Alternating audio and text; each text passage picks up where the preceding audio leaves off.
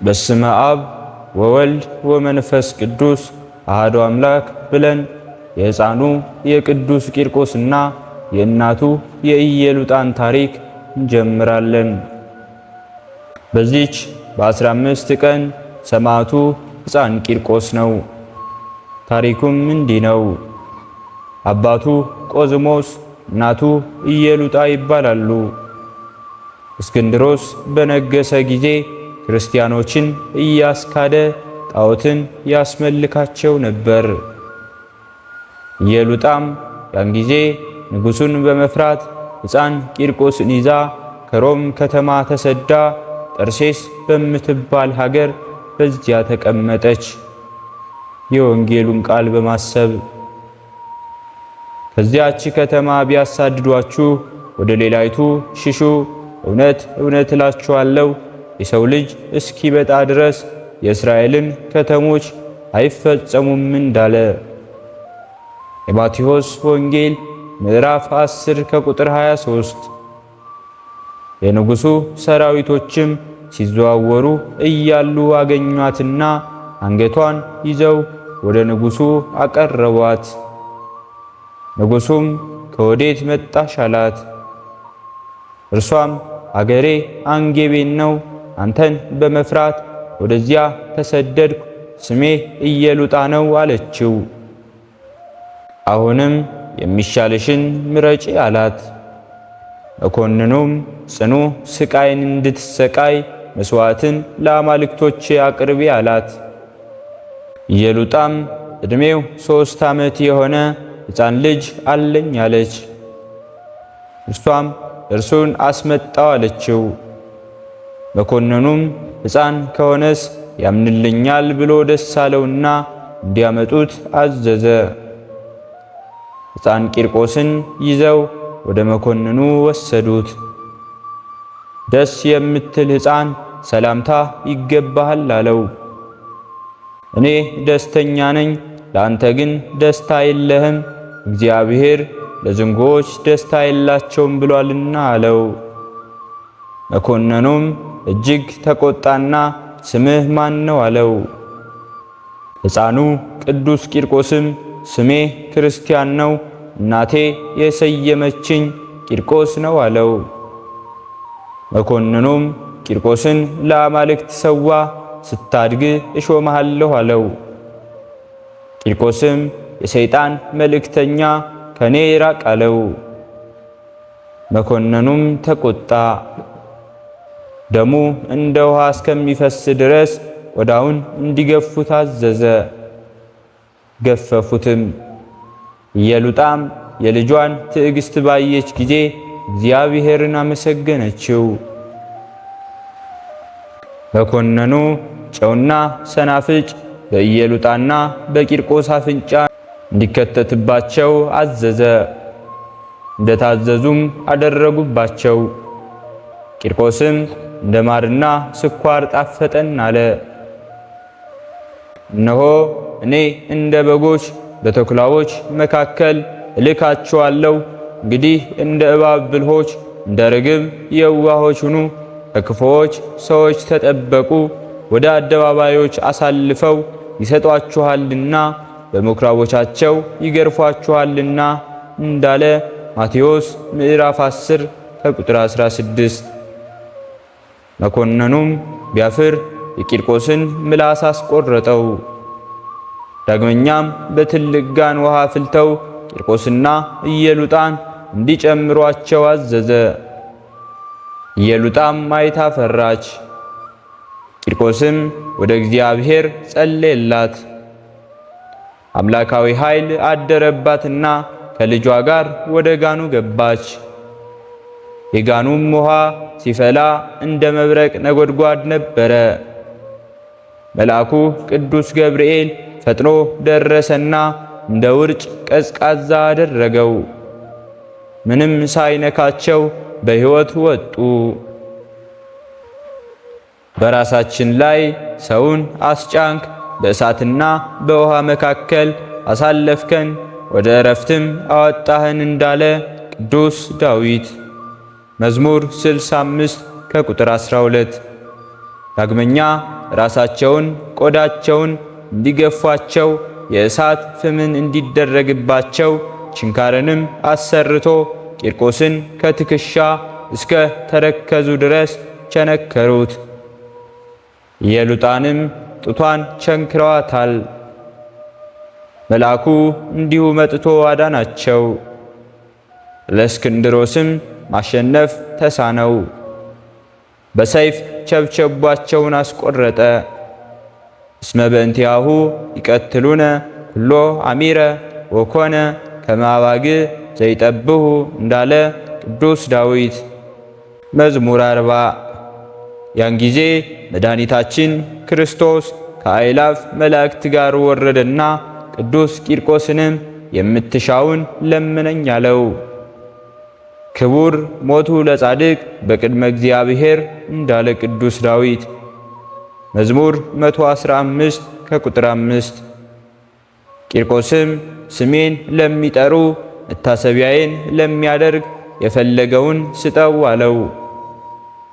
መድኃኒታችን ኢየሱስ ክርስቶስም የለመንከኝን እሰጥሃለሁ፣ ያንተ ጽላት ባለበት ቦታ ረሃብ፣ ቸነፈር፣ ድርቅ፣ መቅሰፍት አይኖርም አለ። በቃል ኪዳንህ ይድናሉና አንተም በቀኝ ትኖራለህ አለ። ደግሞም ሥጋህንም ኤልያስ ባረገበት ሰረገላ አሳርገዋለሁ አለው።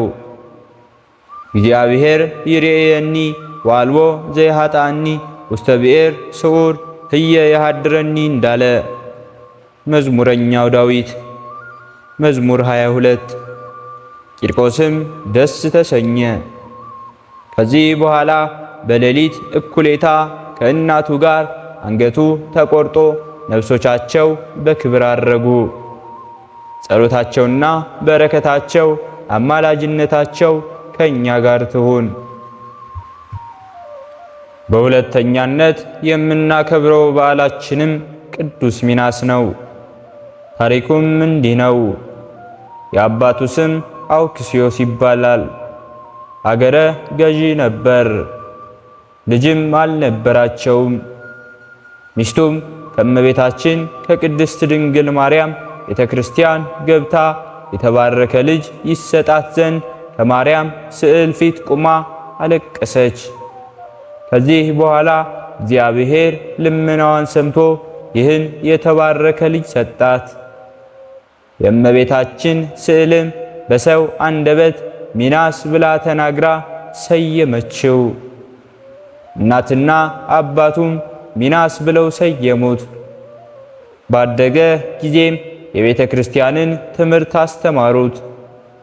12 ዓመትም ሲሆነው እናትና አባቱ አረፉ። ሚናስም ብቻውን ቀረ።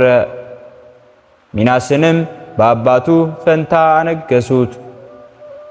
ዲዮቅልጥያኖስም በካደ ጊዜ ሁሉንም ሰዎች ጣዖታትን እንዲያመልኩ አዘዛቸው። ብዙዎችም በክርስቶስ ስም በሰማዕትነት ሞቱ። በዚያንም ጊዜ ሚናስ ሹመቱን ትቶ ገዳም ገባ። ስለ ስሜም ቤትን ወይም ወንድሞችን ወይም እህቶችን ወይም አባትን ደግሞም ወይም እናትን ወይም ሚስትን ወይም ልጆችን ወይም ርስትን የተወ ሁሉ 100 እጥፍ ዋጋ ያገኛል ያለውን የወንጌል ቃል በማሰብ የማቴዎስ ወንጌል ምዕራፍ 19 ከቁጥር 29። ብፁዓን ለይሰደዱ በእንተ ጽድቅ እስመ ሎሙ ይእቲ መንግሥተ ሰማያት፣ ስለ ጽድቅ የሚሰደዱ ብፁዓን ናቸው መንግሥተ ሰማያት የእነርሱ ናትና እንዳለ የማቴዎስ ወንጌል ምዕራፍ 5 ከቁጥር 10። ታላቅ ተጋድሎን እየተጋደለ ብዙ ዘመናትን ኖረ። በአንዲት ዕለትም ሰማይ ተከፍቶ ሰማዕታትን የብርሃን አክሊሎችን ሲያቀዳጇቸው አየ። ሊቀ ዲያቆናት ቀዳሜ ሰማዕት ቅዱስ እስጢፋኖስ 7ቱ ሰማያት ተከፍተው የሥላሴን አንድነትና ሦስትነት በመንፈስ ቅዱስ እንዳየ፣ በእስጢፋኖስም ላይ መንፈስ ቅዱስ መላ። ወደ ሰማይም ተመለከተ። የእግዚአብሔርን ክብር ኢየሱስንም በእግዚአብሔር በቀኝ ቆሞ አየ።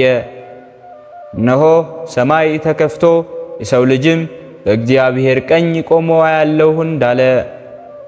ግብረ ሐዋርያት ምዕራፍ 7 ከቁጥር 55። በጌታችን በኢየሱስ ክርስቶስም ታመነ። ዲዮቅልጥያኖስም አባባለው። ባልሰማውም ጊዜ ጽኑ ስቃይን ማሰቃየው። እኔ ፈጽሜ ግዳጄን ጨርሻለሁ፣ የማርፍበት ዕድሜም ደርሷል። መልካሙን ገድል ተጋድያለሁ፣ ሩጫዬንም ጨርሻለሁ፣ ሃይማኖቴንም ጠብቄያለሁ። እንግዲህስ የጽድቅ አክሊል ይቆየልኝ እንዳለ ቅዱስ ጳውሎስ በሁለተኛ ጢሞቴዎስ ምዕራፍ 4 ከቁጥር 7። ራሱንም አስቆረጠው፣ የሰማዕትነትን አክሊል ተቀበለ።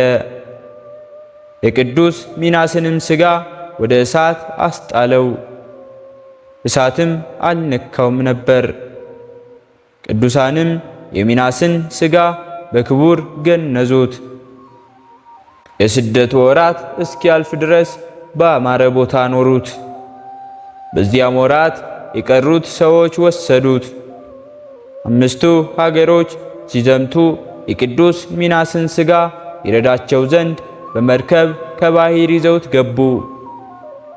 በመርከብ ውስጥም ሳሉ ፊታቸው እንደ ከይሲ አንገታቸው እንደ ግመል ያሉ አውሬዎች ከባሕር ወጡና የቅዱስ ሚናስን ሥጋ ይበሉት አንገታቸውን ዘረጉ። ከቅዱስ ሚናስ ሥጋ እሳት ወጥታ አቃጥላቸዋለች። ወደ እስክንድሪያ አገርም ደርሰው ሲመለሱ የቅዱስ ሚናስን ሥጋ በግመል ጭነው ሊወስዱ ግመሉም አልነሳም አለ። አብስተውም ደበደቡት፣ አልተንቀሳቀሰምም ነበር።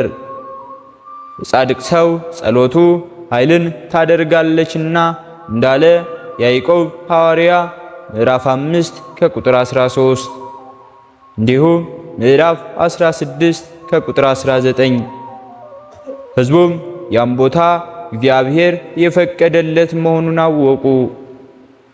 በዚያም ቀበሩት። ጌታችን በበግ እስከ ተገለጠ ድረስ ብዙ ዘመናትን በዚያ ቦታ ኖረ። ይህም ቤተ ክርስቲያን በሰኔ 15 ቀን ተጽፏል። የቅዱስ ሚናስ ጸሎቱና በረከቱ አማላጅነቱ ከሁላችን ጋር ትሁን። ሕሊናችን በማሰባሰብ አባታችን ሆይ እንበል። አባታችን ሆይ በሰማያት የምትኖር፣ ስምህ ይቀደስ፣ መንግሥትህ ትምጣ፣ ፈቃድህ በሰማይ እንደሆነች እንዲሁም በምድር ላይ ትሁን። የዕለት እንጀራችንን ስጠን ዛሬ፣ በደላችንንም ይቅር በለን እኛም የበደልነውን ይቅር እንደምንል፣ አቤቱ ወደ ፈተናም አታግባን ከክፉ ሁሉ አድነን እንጂ መንግሥት ያንተ ናትና ኃይል፣ ክብር፣ ምስጋና ለዘላለሙ አሜን። እመቤታችን ቅድስት ድንግል ማርያም ሆይ በመልአኩ በቅዱስ ገብርኤል ሰላምታ ሰላም እንልሻለን። በሐሳብሽ ድንግል ነሽ፣ በሥጋሽም ድንግል ነሽ። አሸናፊ እግዚአብሔር እናት ሆይ ሰላምታ ላንቺ ይገባሻል። ከሴቶች ሁሉ ተለይተሽ አንቺ የተባረክሽ ነሽ፣ የማኅፀንሽን ፍሬ የተባረከ ነው። ጸጋን የተመላሽ ቅድስት ሆይ ደስ ይበልሽ፣ ልዑል እግዚአብሔር ካንቺ ጋር ነውና ከተወደደው ልጅሽ ከጌታችን ከመድኃኒታችን ከኢየሱስ ክርስቶስ ዘንድ ይቅርታውንና ምሕረቱን ለምኝልን ኃጢአታችንንም ያሰርይልን ዘንድ ለዘላለሙ አሜን። ስለነበረን ጊዜ ሁሉ የአምላካችን የልዑል እግዚአብሔር ስሙ ዛሬም ዘወትርም የተመሰገነ ይሁን።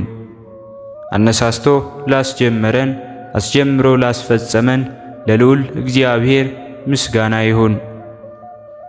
ውድ የሃይማኖት ሚዲያ ተከታታዮች ከዚህ በላይ እንድንሰራ አገልግሎቱ በሰፊው ይሰጥ ዘንድ በሀገር ውስጥም በሀገር ውጭም ያላችሁ ይህንን መንፈሳዊ ቻናል ላይክ፣ ሰብስክራይብ፣ ሼር በማድረግ ድጋፋችሁን ታሳዩን ዘንድ በትህትና እንጠይቃለን።